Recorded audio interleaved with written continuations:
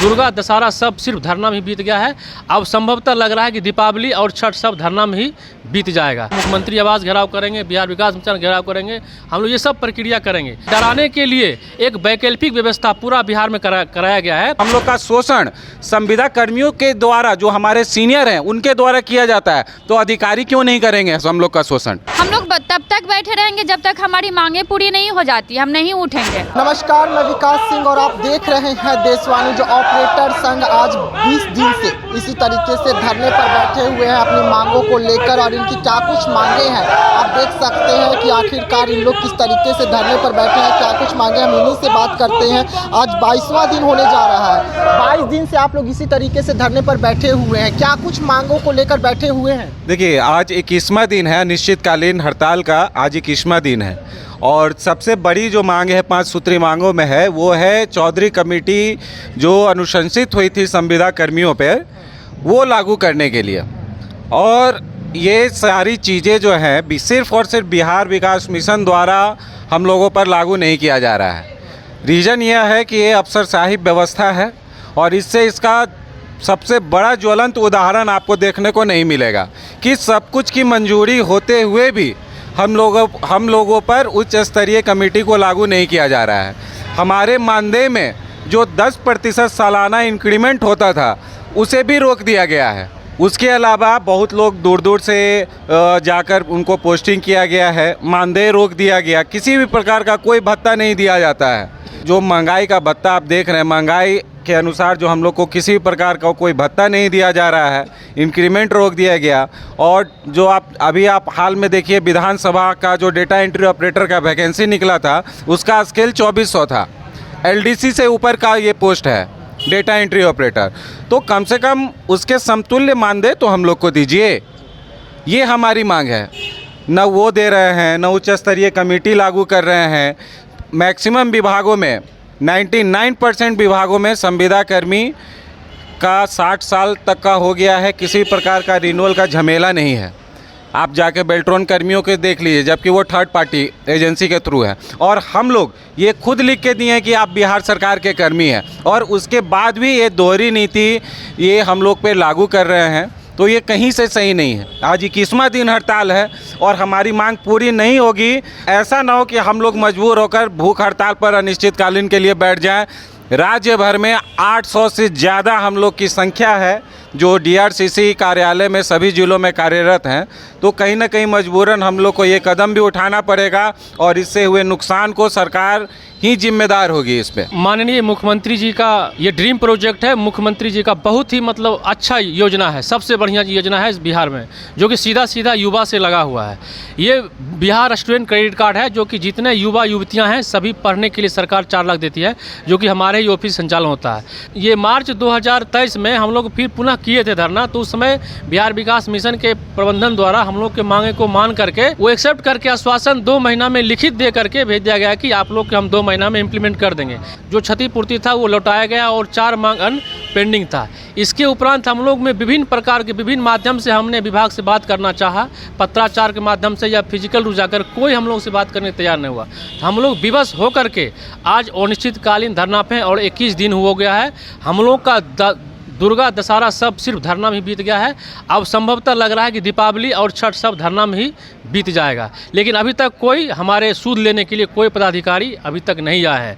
इससे हम लोग के बच्चे लोग, जो हमारे बिहार के युवा हैं, वो 21 दिन में कितना भोगी हो रहे हैं वो बच्चे से भी पूछ सकते हैं।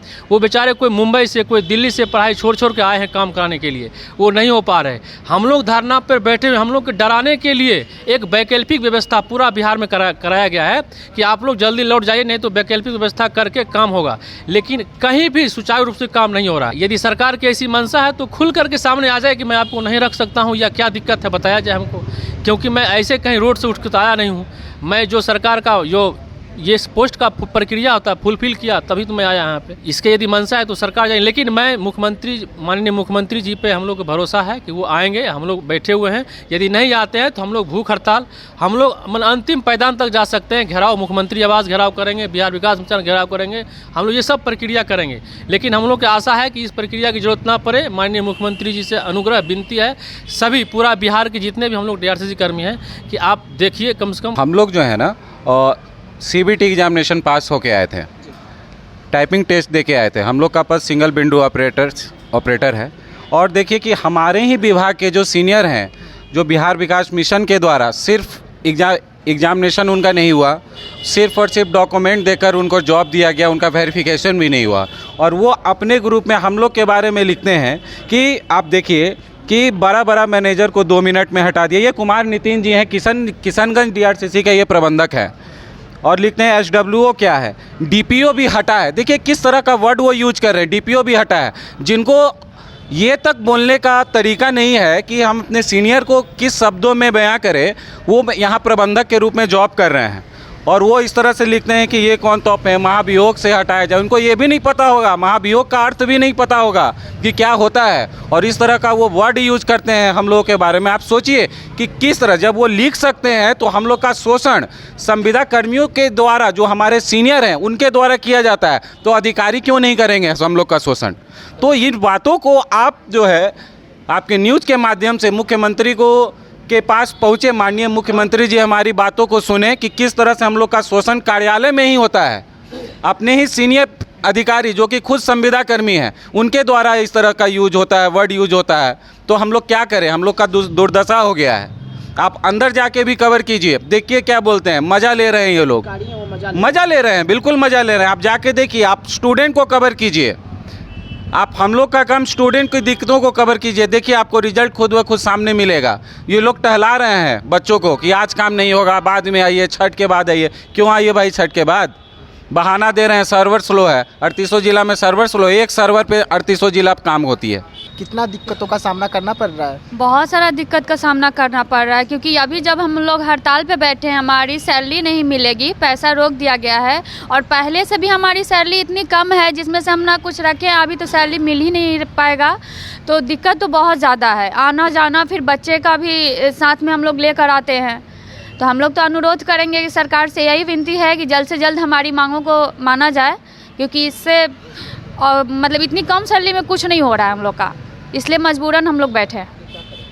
हम लोग तब तक बैठे रहेंगे जब तक हमारी मांगें पूरी नहीं हो जाती, हम नहीं उठेंगे। पहले से ही ख़त्म हो गया सर, 21 दिन हो गया, दशहरा पूजा ख़त्म हो गया, तब नहीं माना गया। अब दीपावली या छठ पूजा, ये तो ऑलरेडी आपका ख़त्म ही हो जाएगा। जी हाँ, देख सकते हैं कि किस तरीके से जो तमाम लोग हैं वो अपनी मांगों को लेकर धरना प्रदर्शन पर बैठे हुए हैं। साफ तौर पे इनका कहना है कि जो भी मांग है हमारी, अगर सरकार पूरी नहीं करती है तो हम इसी तरीके से धरना पर बैठे रहेंगे, चाहे छठ पूजा क्यों ना ख़त्म हो जाए या दीपावली क्यों ना ख़त्म हो जाए। लगातार जो ये है 21 दिनों से इसी तरीके से धरना पर बैठे हुए हैं। और इनका साफ तौर पे कहना है कि जब तक सरकार हमारी मांग को पूरा नहीं करेगी वो इसी तरीके से धरना पर बैठे हुए ही रहेंगे।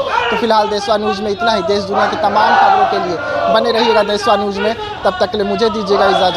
धन्यवाद।